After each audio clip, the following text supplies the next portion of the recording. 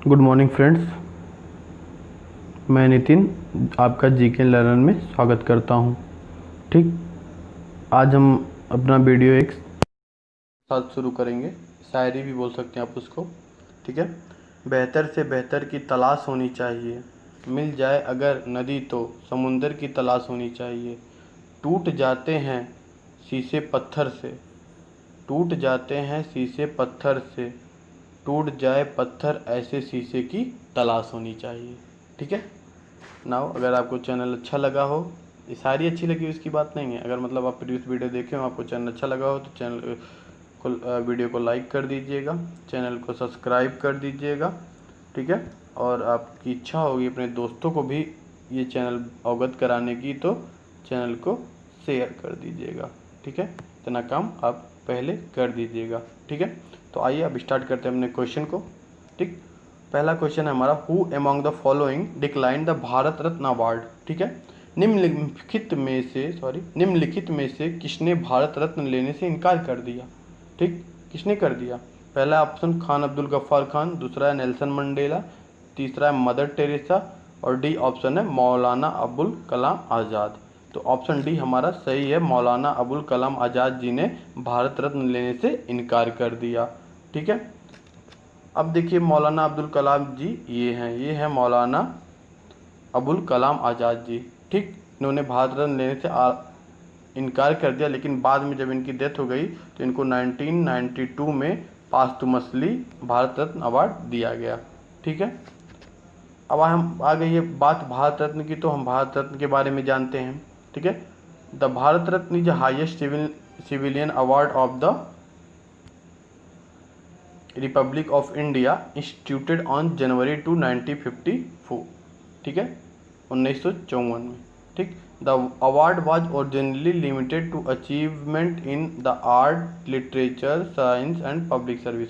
ए award art, literature, साहित्य, science, विज्ञान और पब्लिक सर्विस के लिए दिया जाता है। ठीक है, भारत रत्न अवार्ड। ठीक है, ये सब इंडिया का सबसे सर्वोच्च यानी हाईएस्ट सिविलियन अवार्ड है। ठीक, नाउ सबसे पहले कौन भारत रत्न पाया था। देखिए, Chakravarti Rajagopalachari, first governor general of independent India, Sarvepalli Radhakrishnan, first vice president and CV Raman. CV Raman को आप लोग जानते भी हैं, ये तो नोबल प्राइज भी पा चुके हैं ना, नोबल प्राइज। ठीक है, रमन इफेक्ट आप लोग सुने होंगे नाम।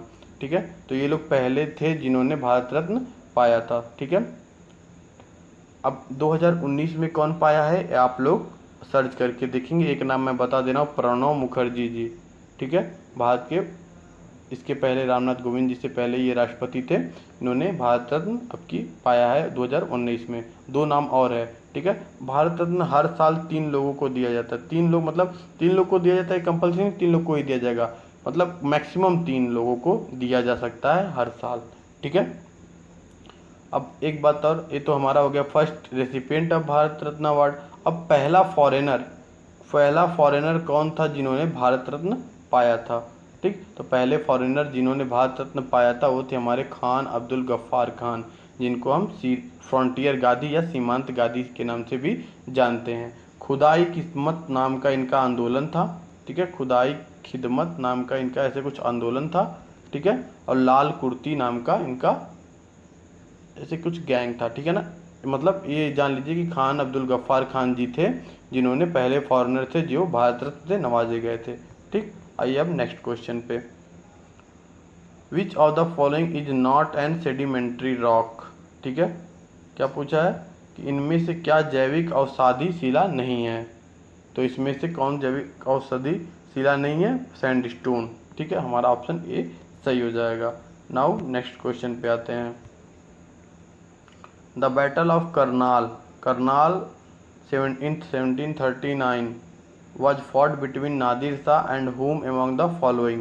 ठीक, 1739 में करनाल का युद्ध नादिर शाह और निम्नलिखित में से किससे लड़ा गया। मोहम्मद शाह से लड़ा गया। ठीक है, 1739 में करनाल का युद्ध 1739 में करनाल का युद्ध नादिर शाह और मोहम्मद शाह के बीच लड़ा गया। ठीक है। Now next question, the chemical formula of acetone is.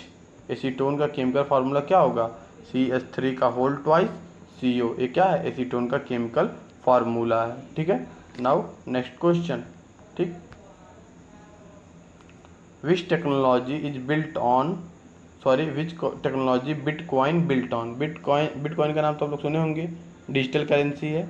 ठीक, पूछ रहा है किस टेक्नोलॉजी पे ये बिल्ट है, बिटकॉइन किस तकनीकी पर निर्मित है। पहला डेटा माइनिंग, दूसरा डेटा वेयर हाउसिंग, तीसरा है इंटरप्राइजिंग रिसोर्स प्लानिंग, और डी ऑप्शन है ब्लॉकचेन। तो हमारा डी ऑप्शन सही हो जाएगा यहाँ की, बिटकॉइन जो है हमारा ब्लॉकचेन टेक्नोलॉजी पे निर्मित है। ठीक है, नाउ नेक्स्ट क्वेश्चन। ठीक, ये देखिए, द ओरिजिनल कॉन्स्टिट्यूशन हैड कितने पार्ट यहाँ पे भरना है, एंड 395 पार्ट आर्टिकल। जब हमारा संविधान 11 नवंबर 1949 को बन के तैयार हुआ तो पूछ रहा है उसमें कितने भाग थे, अनुच्छेद तो दिया है। तो हमारा संविधान जब 11 नवंबर 1949 को बन के लागू हुआ, sorry 26 November, I am very very really sorry यार, हाँ 26 नवंबर 1949 को बन के लागू हुआ तो हमारे संविधान में कुल 22 पार्ट थे, यानी हमारा ऑप्शन बी सही हो जाएगा। 22 पार्ट थे, 395 आर्टिकल थे, और 8th शेड्यूल थे। ठीक है, 8 शेड्यूल, लेकिन अब कितने शेड्यूल है, अब ये शेड्यूल बढ़ के 12 शेड्यूल हो गए हैं, लेकिन पार्ट 22 का 22 ही है। ठीक है, आर्टिकल की संख्या भी बढ़ी है। ठीक है, 400 से एबव हुई है। ठीक, कुछ आर्टिकल खत्म किए गए हैं, कुछ बड़े भी हैं। ठीक, नाउ आते हैं नए क्वेश्चन पे।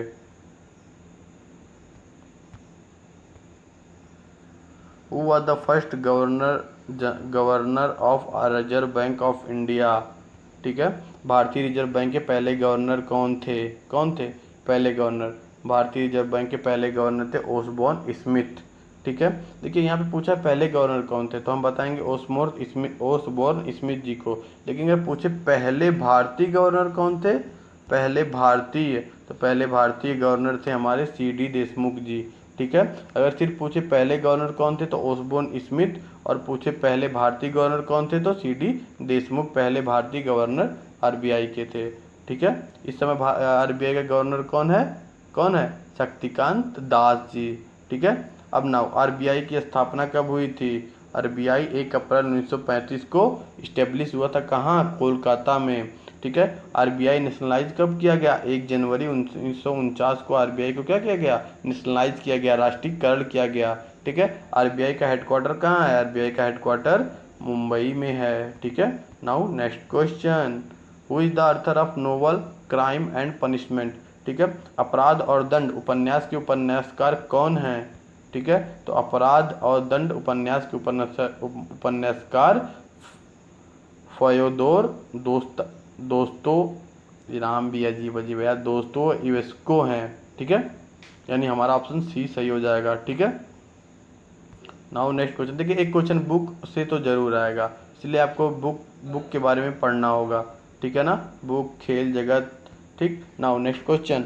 Who of the following is not a viviparous animal. अब देखिए आपको पहले पता होना चाहिए विविपोरस एनिमल क्या होता है। ठीक है, विविपोरस एनिमल क्या होता है, जो अपने जैसों को जन्म दे। ठीक है, जैसे हम लोग क्या हैं, हम लोग विविपोरस हैं। ठीक, एक होता है ओविपोरस जो अंडे देते हैं, उनको क्या कहते हैं, ओविपोरस। तो पूछ रहा है इसमें से कौन विविपोरस नहीं है, मतलब ये पूछ रहा है कौन ओविपोरस है। तो देखिए काऊ भी क्या देता है, अपने जैसा मतलब काऊ का बच्चा, मतलब काऊ अंडा नहीं ना देता है, गोट भी अंडा नहीं देता, डॉग भी नहीं देता, ये सब अपने जैसे पैदा करते हैं ना। ठीक, तो यानी ओविपोरस कौन हुआ, फ्रॉग क्या देता है, अंडा देता है। ठीक है, फ्रॉग मतलब मेढक। यहाँ पे देखिए मैंने आपके लिए नोट्स भी बनाया है। ठीक है, अगर आपको जो भी नोट्स अच्छा लगे उसको अपनी कॉपी पे लिखिया करिए, 1-2 बार पढ़ा करिए, आपको याद हो जाएगा। देखिए the main difference between oviparous and viviparous animal is that oviparous animal do not undergo any embryonic development. ठीक है, inside mother, whereas viviparous animal develop into young animal inside the mother. This means oviparous animal lay eggs. ठीक है, जो अंडा दे वो oviparous, जो अंडा ना दे उसको विविपोरस। सिंपल डिफिनीशन ऐसे याद की जाती है कॉम्पिटिशन के लिए। ठीक, जो अंडा दे उसको क्या कहेंगे, ओविपोरस, ओ। ठीक है, ओविपोरस। अंडा कैसा होता है, गोल होता है, ओ कैसा होता है, गोल होता है, तो ओविपोरस वहाँ से याद हो जाएगा आपको, अंडा ओ, अंडा गोल, याद हो गया ना। ठीक से। ठीक, now next question. What is the headquarter of where is the headquarter of International Court of Justice located. ठीक है, अंतर्राष्ट्रीय कोर्ट ऑफ जस्टिस का मुख्यालय कहाँ है, ये बहुत चर्चा में रहा है। ठीक है ना, तो ये कहाँ है आपको पता होना चाहिए, द हेग नीदरलैंड में है। ठीक है ना, नीदरलैंड में है। अब नीदरलैंड की बात आई तो नीदरलैंड की कैपिटल भी जान लेते हैं। नीदरलैंड की कैपिटल क्या है, एम्स्टर्डम। क्या है, एम्स्टर्डम। क्या है, एम्स्टर्डम नीदरलैंड की कैपिटल है। ठीक है, नाउ नेक्स्ट क्वेश्चन। अरे उनका केस नहीं था, हरीश साल्वे जी लड़ रहे थे, इनका नाम नहीं याद आ रहा है, जो पाकिस्तान में बंद थे। ठीक, इंटरनेशनल कोर्ट ऑफ जस्टिस में ही मामला गया था ना उनका। ठीक है, arrange the following words in logical meaningful order. निम्नलिखित शब्दों को तार्किक और सार्थक क्रम में व्यवस्थित करें, मतलब बड़े से छोटे में आपको व्यवस्थित करना है। ठीक, पहला है कॉलोनल, ब्रिगेडियर, फील्ड मार्शल, लेफ्टिनेंट और जनरल। ये देखिए क्वेश्चन हमेशा पूछ लिया जाता है। तो देखिए सबसे बड़ा पद आर्मी में होता है फील्ड मार्शल, 5 स्टार का पद होता है। ठीक है ना, आर्मी में। देखिए यहाँ तक कि चीफ ऑफ डिफेंस स्टाफ का पद भी 5 स्टार नहीं है, ठीक, 4 ही स्टार है। सबसे बड़ा पद कौन सा हुआ, फील्ड मार्शल। फिर कौन सा हुआ, जनरल। ठीक है, इस समय भारत के चीफ ऑफ आर्मी स्टाफ कौन है, उन्हीं को हम जनरल बोलेंगे। ठीक है, जैसे इसके पहले थे जनरल बिपिन रावत जी। ठीक, तो आपको पता होगा शायद, जो भी होंगे प्रेजेंट टाइम में उनका नाम आपको याद होना चाहिए, नहीं होगा तो गूगल पे सर्च कर लीजिएगा। ठीक है, तो सबसे बड़ी पोस्ट फील्ड मार्शल, फिर जनरल, फिर आती है ब्रिगेडियर की, फिर आती है लेफ्टिनेंट की, फिर आती है कॉलोनल की। तो हमारा ऑप्शन डी यहाँ पे सही हो जाएगा। ठीक है, अब आते हैं नेक्स्ट क्वेश्चन पे। नेशनल इनकम इज, राष्ट्रीय आय है। ठीक है, ये हमारा 12th क्वेश्चन था। ठीक है, नेशनल इनकम को समझने के लिए पहले हमको 2 टर्म समझना होगा, जीडीपी और जीएनपी। ठीक है, जीडीपी क्या होता है, जीडीपी क्या होता है, ग्रॉस डोमेस्टिक प्रोडक्ट, इसका तो फुल फॉर्म हो गया। ठीक है, इसकी डिफिनीशन है कि मान लीजिए भारत है, ठीक है, सपोज दैट, मतलब भारत है। ठीक है, मैं एक इमेजिनरी फिगर बना रहा हूँ आपके लिए। ठीक, इसकी डिफिनीशन है, एक वित्त वर्ष में भारत की भौगोलिक सीमा के अंदर, भारतीय कंपनी और विदेशी कंपनी के द्वारा उत्पादित की गई कुल वस्तुओं और सेवाओं की कुल कीमत को जीडीपी कहलाते हैं। ठीक है ना, जीडीपी कहलाती है। ठीक है, भारत की भौगोलिक सीमा के अंदर जितना भी वस्तु या सेवा जनरेट होगी उसकी कुल कीमत को हम जीडीपी कहते हैं। ठीक, और जीएनपी क्या होता है, जीएनपी एक वित्त वर्ष में भारतीय कंपनी द्वारा, देखिए यहाँ पे भारतीय कंपनी लिखा है, भारतीय कंपनी। ठीक है, भारतीय कंपनी द्वारा भारत में साथ ही साथ विदेशों में, ठीक है, उत्पादित की गई वस्तुओं और सेवाओं की कुल कीमत को हम जीएनपी कहते हैं। ठीक है, जीएनपी कहते हैं। ठीक, तो अब आपसे पूछा है, अब देखिए इतना आपको समझ में आया। अब आपको हम बताते हैं जीएनएनपी क्या होता है, यानी नेट नेशनल प्रोडक्ट क्या होता है। ठीक, यहाँ पे देखिए नेट नेशनल प्रोडक्ट की बात की गई है ना, तो नेट नेशनल प्रोडक्ट बराबर होता है जीएनपी माइनस डिप्रेसिएशन।